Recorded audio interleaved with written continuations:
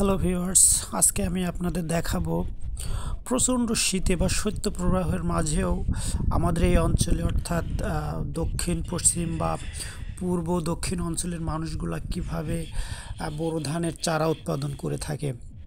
তো এই প্রসেসটা একটু কঠিন হলেও বা একটু ব্যয়বহুল হলেও পরক্ষণে জিনিসটা হয়ে থাকে বা হয়ে যায় সুন্দরভাবে যদি এই প্রসেসটা অবলম্বন করা হয়।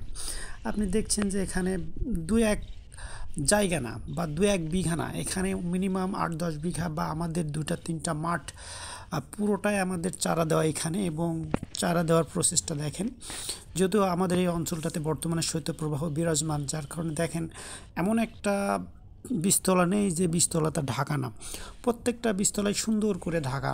তার কারণ আমরা গ্রিন হাউস গ্যাস সম্পর্কে কিছুটা জানি, যে তাপ আটকে রেখে যে উৎপাদন প্রক্রিয়া সেটাই।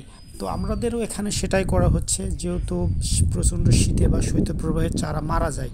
তো দেখেন চারা গজানোর সাথে সাথেই আমরা চারাটা ঢেকে দিয়েছি, যার ফলে দেখেন পলিথিনের নিচে বিন্দু বিন্দু পানি জমছে এবং তাপ আটকে রেখে প্রচণ্ডই চারা বাড়তে আছে। আপনারা নিশ্চয়ই খেয়াল করছেন যে পলিথিনের নিচে কোনো চারা কিন্তু ছোট নেই, প্রত্যেকটা চারা পলিথিন ভেদ করে অথবা পলিথিন মাথায় করে নিয়ে উঠে পড়ার মতো অবস্থা হয়েছে।